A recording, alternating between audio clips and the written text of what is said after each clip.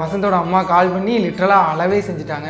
இந்த மாதிரி நீங்கள் வரவே இல்லை, இந்த கோவில் கொடைக்கு நீங்கள் வரணும் சாமி, வரலன்னா நான் கோச்சிக்குவேன், இதுக்கப்புறம் பேசவே மாட்டேன் அப்படின்னு சொல்லிட்டு அன்பு கட்டளை போட்டாங்க. அதனால் எனக்கு இன்னொரு பக்கம் என்ன ஆசையாக இருந்துச்சுன்னா, சரி நம்ம இந்த மாதிரி ஒரு டிப்ரெஷனில் இருக்கோம், இந்த மாதிரி சான்ஸ் கிடைக்கிறேன்னு சொல்லிட்டு ஏமாந்துட்டோம், ஸோ நம்ம அங்கே போனோம்னா கண்டிப்பாக மைண்டு பீஸ் ஆகிடும் அப்படின்னு எனக்கு நல்லா தெரியும். ஏன்னா அந்த அட்மாஸ்பியரே அப்படி, அம்மாவோட அன்பு அப்படி, அந்த ஊரே அப்படி, அந்த ஊரே அவ்வளோ அழகான ஊர். ஸோ இது எல்லாத்தையும் தனா கிட்ட காட்டணும் அப்படிங்கிற ஆசை எனக்கு நிறைய இருந்துச்சு. தனா இதெல்லாம் பார்த்து எவ்வளோ எக்ஸைட் ஆவா அப்படிங்கிறத நானே முன்னாடியே கற்பனை பண்ணி வச்சுருந்தேன். அதுவும் இல்லாமல் அம்மாவோட அன்பையும் இதெல்லாம் பார்த்தோன்னா நம்ம இவ்வளோ ஒரு நல்ல ஃபேமிலியில் தான் வந்திருக்கிறோம் அப்படின்னு சொல்லிட்டு அவளுக்கு புரியும் அப்படிங்கிறதுக்காக தனாவை கூட்டிகிட்டு போகணும் அப்படிங்கிறதுல நான் ஃபுல் ஃபோக்கஸ்டாக இருந்தேன். ஸோ நாங்கள் வந்து அங்கேருந்து சென்னையிலேருந்து டேரெக்டாக ஈரோடு கிளம்பி போயிட்டோம். வழக்கம் போல் ஈரோடில் இந்த அன்பு வந்து துளி அளவு கூட குறையலை, அவ்வளோ அன்பு கிடச்சிது.